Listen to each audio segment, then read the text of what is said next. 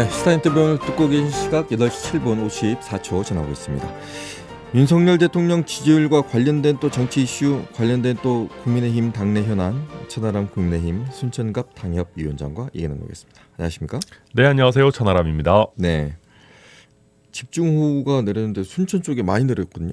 네, 사실 이제 남해안권, 순천 포함해가지고 여수, 광양 다 비가 많이 왔는데요. 근데 네. 이제 저도 지난 화요일 날 순천의 이제 읍면 지역에 아무래도 이제 산 많은 동네에서 피해들이 네. 많다 보니까 저도 한번 쭉 둘러보고 이제 피해 입으신 분들 만나서 이렇게 좀 상태도 보고 그랬는데 이렇게 이제 토사가 유출돼가지고 이게 좀 이렇게 집이 좀 무너진다거나 이런 이제 여러 가지 물질적인 피해들은 꽤 있었습니다. 근데 다행스럽게도 인명 피해는 다행히 없었고, 그리고 다행이네. 이제 이게 순천의 피해가 적어서 다행입니다 이런 얘기 하기에는 워낙 경북이나 충청권에 맞아요. 피해가 심한 곳들이 있어가지고 참 안타까운 그런 심정입니다. 네, 일단 더 이상의 피해는 없었으면 좋겠습니다. 네.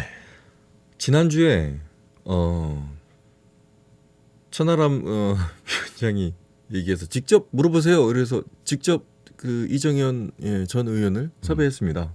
섭외력이 되게 좋으시더라고요 보니까. 저도 그때 직접 섭외 물어보세요 그랬는데 얼마 안 돼가지고 이정현 전 대표 섭외가 바로 되더라고요. 예. 나오셨어요. 그러니까요. 네, 그래서 이제 어디로 나가실 거예요? 그랬더니 말은 안 했는데 기사가 떴습니다. 네. 전남일보 기사가. 예, 서구을로. 그렇더라고요 보니까. 저도 깜짝 봤는데. 놀랐습니다. 예. 아마 이제 이정현 대표는 본인은 직접 확답은 안 하고 광주든 전남이든 넓게 보면서 이제 보겠다라고 하는데 하시는데 저는 솔직히 개인적으로는 이제 순천이 지금 인구수를 놓고 봤을 때는 가불로 쪼개져야 정상이거든요. 그러면은 좀 같이 출격했으면 좋겠다라는 생각을 좀 가지고 있고요. 이게 이제 정치인들이 공익이랑 사익이 이렇게 좀 같을 때가 제일 편하거든요. 그러니까 이제 순천 입장에서는 공익적으로도 지역구가 좀 제대로 분할이 되면 좋고, 지금은 좀 이상하게 돼 있거든요. 게리맨더링 돼가지고.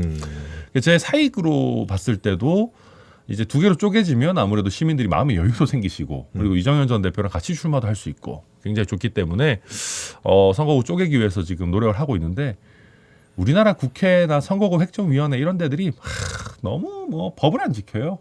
원래 선거 1년 전까지 하도록 돼 있는데 법 만드는 사람들이 진짜 제일 법을 안 지킵니다. 답답해 죽겠어요. 아니 선거구가 확정이 돼야지 뭘 어딜 가서 열심히 뭘 하든지 할 거 아니에요. 네. 근데 이게 우리뿐만 그런 게 아니고 지금 전북의 남원이라든지 그러니까 인구수들이 변동이 있는 데들은 지금 다 비슷한 문제들이 있거든요. 그래서 네.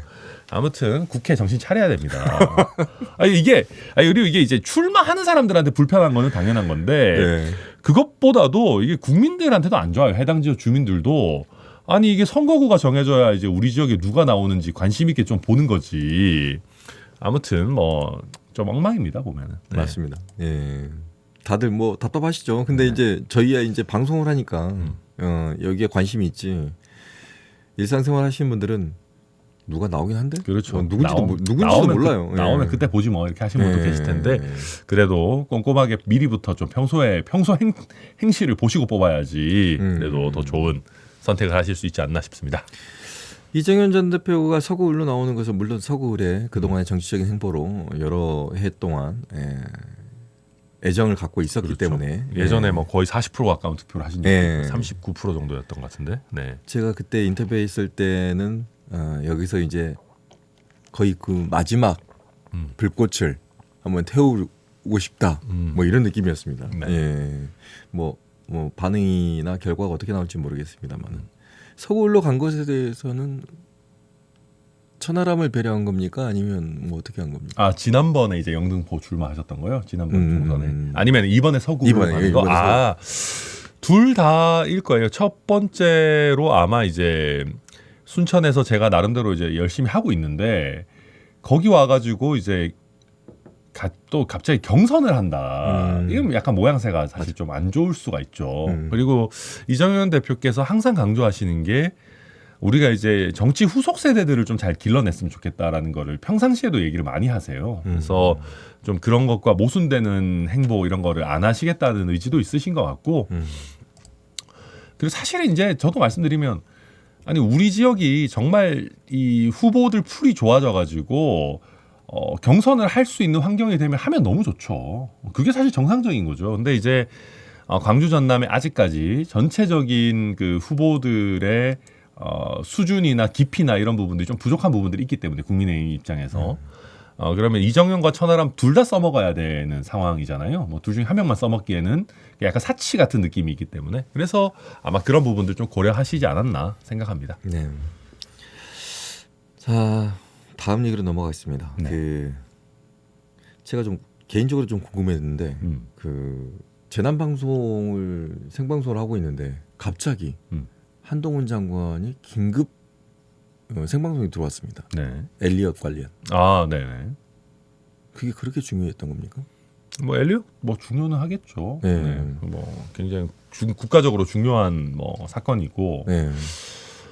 근데 요새 한동훈 장관이 열심히 다녀요. 보면 우리 전남에도 와가지고 그때 이민 정책 관련해서 김영록 지사 만나가지고 얘기도 하고 최근에도 보면은 뭐 법무부에서 또 뭐 경제 관련한 강의 같은 것도 법무부 TV 유튜브에 올라오고 막 이렇게 하더라고요. 그럼 정치 나오는 겁니까?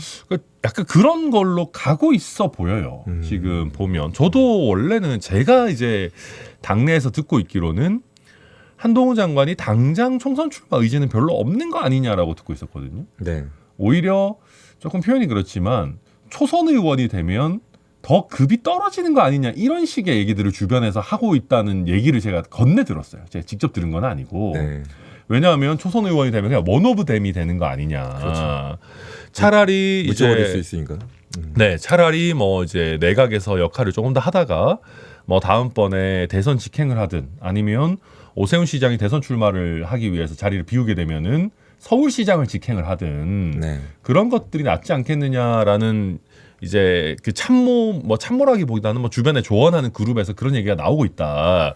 저도 그렇게 듣고 있었는데 저도 뭐가 먼저인지 잘 모르겠어요. 한동훈 장관이 워낙 핫하고 주목도가 높아서 그냥 일반적인 활동을 해도 정치적으로 많이 소비가 되는 건지 아니면 본인이 의도가 있어서인지는 뭐 저도 100% 알 수는 없지만 최근에 여러 가지 행보를 놓고 봤을 때는 약간 여차하면 이번 총선 내가 좀 견인한다 이런 생각도 갖고 있는 것 아닌가 그렇게 보여지는 행보들이 많긴 합니다.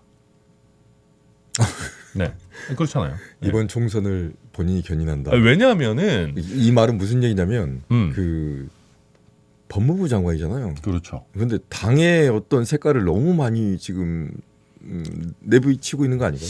그러니까 뭐 법무부 장관의 이제 그 지위에 있을 때는 당연히 안 하겠죠. 근데 이제 법무부 장관이야 뭐 그만두면 금방 그만두는 거고 뭐 임기가 있는 것도 아니고 그래서 그만두고 바로 나와가지고 비대위원장까지는 아니더라도 예를 들면 선대위원장 같은 거를 맡아가지고 선거를 견인할 수는 있다는 거죠. 네. 그렇게 하면 좀 효과가 있을까요? 거의 없을 거예요. 네. 거의 없을 거예요. 그러니까 이게 이제 있을 수도 있어요. 야, 있을 수도 있는데 너무 냉정하게 얘기하는데. 왜 그러냐 하면은 네. 확장성의 면에서 있어가지고 네. 지금 저희가 총선을 치르기 위해서 필요한 거는 대통령 지지율 플러스 알파를 만들어주는 인물입니다. 그런데 한동훈 장관은 플러스 알파가 일부 있기는 있을 거예요. 약간 뭐랄까요, 좀 더 세련된 이미지. 네. 제 생각에는 특히 이제 서울 중에서도 강남 3구에 어필할 만한 이미지는 저는 충분히 갖고 계시다고 생각해요. 근데 문제는 대통령 플러스 알파를 확실하게 해줄 거냐를 놓고 봤을 때는 약간 황태자 같은 이미지가 강하시잖아요. 그러니까 이제 윤석열 정부의 대표적인 장관 이미지가 굉장히 강하기 때문에 플러스 알파 역할을 하기보다는 지지층을 뭐랄까 이렇게 좀 결집시키는 정도의 역할이지 않을까. 근데 지지층은 사실은 그러니까 윤석열 대통령 좋아하는 분들은 총선 때가 되면 알아서 결집이 돼요. 그렇잖아요. 총선 시즌이 되면. 맞아요. 그러다 보니까 그러니까 플러스 알파 역할을 확실히 해줄 수 있는 카드냐. 저는 현재까지는 그거에 대한 효과를 그렇게 크게 느끼지는 못하고 있다. 뭐 그래서 거의 없을 거라고 했는데 또 몰라요. 사람 일이라는 거는. 예. 지금의 윤석열 대통령 지지율이 조금 하락하고 있어요. 네. 예, 그래서 더 부각되는 면도 있고 그렇기 때문에 아마 많은 분들이 이제 또 그쪽으로 좀 보고 있지 않나라는 생각이 듭니다. 윤석열 대통령의 그 지지율이 지금 하락하고 있는 이유는 어디 있다고 보세요? 그러니까 지금 보면 일단 너무 여러 가지 악재들이 있는데 네. 그 악재를 수습하는 어떤 행태들이 더 안 좋아요. 그러니까 정치를 하다 보면 본인의 약간의 판단의 미스든 아니면은 뭐 실무진들의 여러 가지 뭐 실수든 나올 수가 있는데 이제 그게 뭐 잘 수습하면 크게 문제가 없거나 아니면 오히려 그게 이제 뭐 위기가 기회다 이런 얘기 하잖아요. 그렇게 될 수 있거든요. 뭐 예를 들면 최근에 이제 뭐 리투아니아에서 영부인이 뭐 쇼핑한 거 이런 거 미안하다 그러면 됩니다. 그냥 저희가 좀 생각이 짧았습니다. 그때 당시에는 뭐 수해가 그렇게까지 심한 상황은 아니었지만 뭐 그렇다 하더라도 뭐 여러 가지 호우 경보가 있는 상황에서 저희가 쇼핑 뭐 이런 부분 좀 부적절했던 것 같다 하면 됩니다. 그리고 우크라이나 가는 것도 저는 우크라이나 가는 거는 충분히 할 수 있다고 봐요. 근데 좀 우리 국내 여러 재난 상황과 좀 안 맞았던 것 같다 타이밍상 그렇게 얘기하면 됩니다. 근데 이제 이건 거에 대해 가지고 뭐 호객행위가 있었다 이런 소리가 나오고 하니까 국민들께서 더 좀 더 화가 나시는 면들이 있는 것 같고 뭐 서울 양평 고속도로 같은 것도 그런 거예요. 야당에서 뭐라고 뭐 하고 또 뭐 김건희 악마화가 과하다. 제가 봐도 김건희 악마화는 좀 과한 면이 있는 것 같긴 한데 아니 그렇다고 해도 뭐 의혹 제기가 됐든 뭐 악마화가 됐든 뭐가 있더라도 정면 돌파를 해야지 이걸 뭐 백지화하겠다 이런 식으로 나오니까 좀 이제 보시는 분들 입장에서 아니 이거 좀 너무 좀 과한 거 아닌가 반응이 그러니까 이런 것들이 좀 중첩돼서 나오다 보니까 지금 대통령 지지율이 좀 떨어지고 있는 것 같고 그러니까 우크라이나 방문 같은 것도 참 아쉬운 점들이 많아요. 보니까 심지어 안철수 의원도 한마디 했더라고요. 그냥 빨리 그냥 돌아오셨다가 다시 나가셨으면 어땠을까.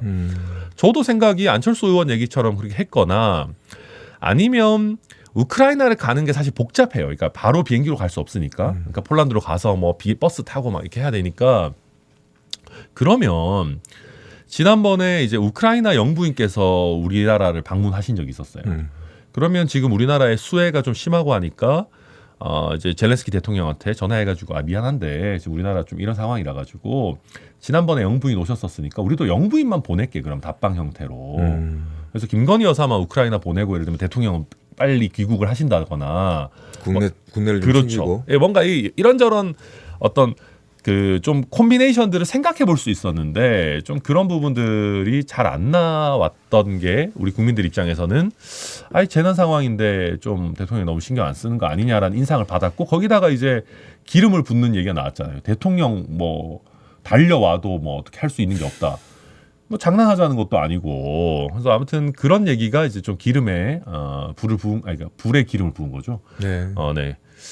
불에 기름을 부은 거 아닌가 생각됩니다.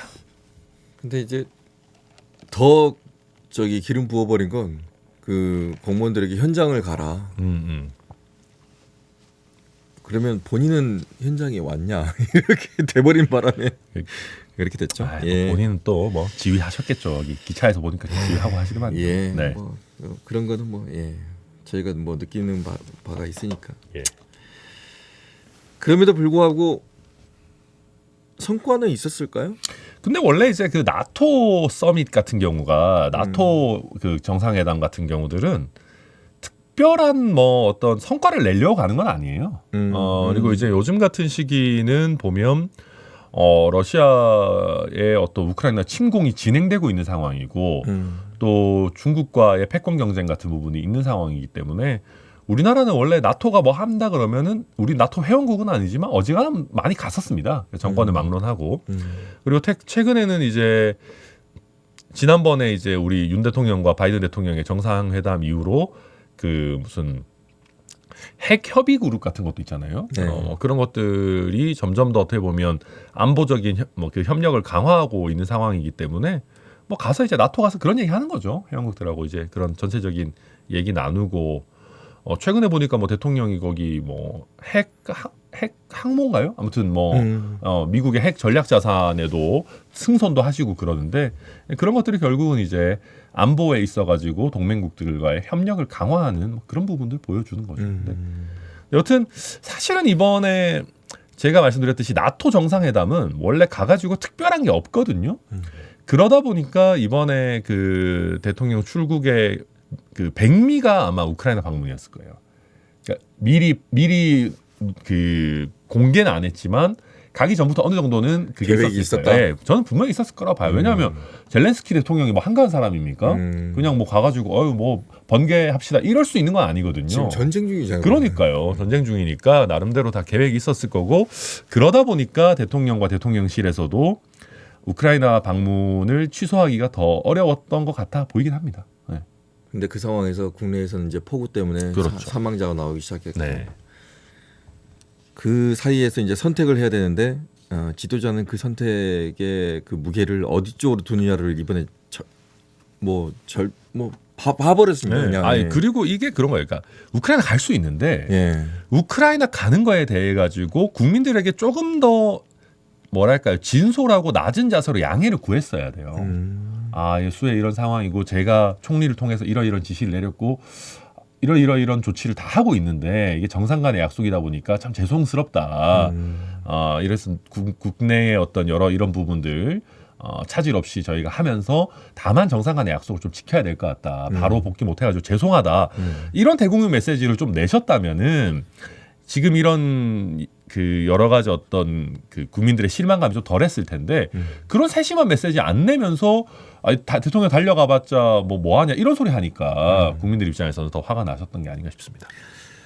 지금까지 오면서 야당 대표도 안 만났고 지금까지 그 정치를 하면서 또 뭐 국내 정치를 이제 대통령이 이제 살피면서 방금 같은 얘기를 한 적이 없습니다.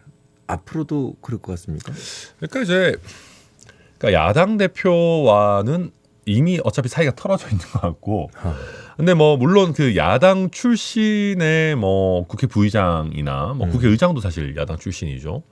뭐 심지어는 박홍근 원내대표나 이제 이재명 대표가 아닌 다른 사람들과는 만날 수 있다 이런 메시지들은 계속 발산해 왔는데 사실 야당 입장에서는 대표를 안 만나는데 원내대표가 가서 또 저희가 만날게요 이렇게 하기가 쉽지 않은 면이 있다 보니까 저도 이제 그런 거잖아요. 그러니까 우리가 그 밴드 오브 브라더스 같은 것들 보면 뭐 솔루트 더 랭크 뭐 이런 얘기 하잖아요. 그러니까 뭔 말이냐면 그 사람을 보고 경례를 하는 게 아니고 그 사람의 계급을 보고 아니면 내지는 그 사람의 지위를 보고 경례를 하는 거지 않습니까?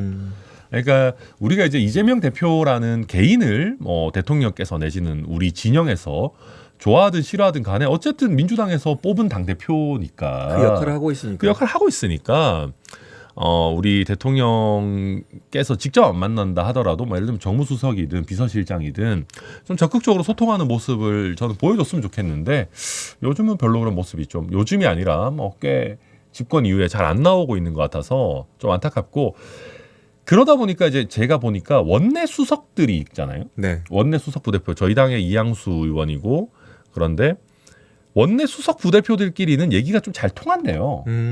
그래서 지금 이제 국회가 많이 싸우는 것 같아 보이지만 물밑에서 협상이 잘 되고 있다고 요새 보좌진들이나 당직자들도 원내 수석들은 괜찮다.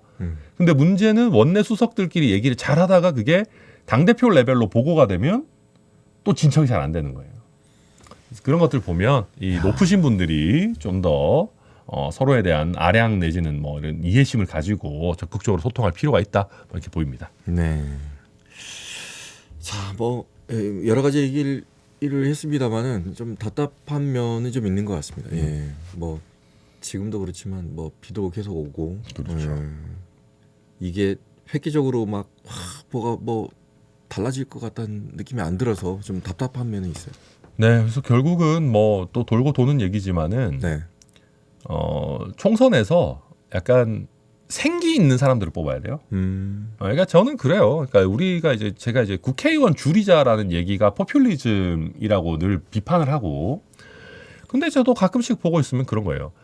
각 당에서 국회의원들 뭐 한 10명 있는 거랑 솔직히 뭐가 다르냐. 그래서 아무튼 자기 생각이 있고 자기 얘기하는 생기 있는 사람들을 좀 우리 정치권에 많이 보내야 되는 거 아닌가 싶은 생각이 듭니다. 네. 자, 여기까지 듣도록 하겠습니다. 천하람 국민의힘 순천갑 당협위원장과 함께 요즘 정치 얘기 같이 나눴습니다. 고맙습니다. 아유, 감사합니다. 언제 어디서나 내 손 안의 뉴스. 광주 MBC 뉴스 유튜브 구독으로 함께하세요.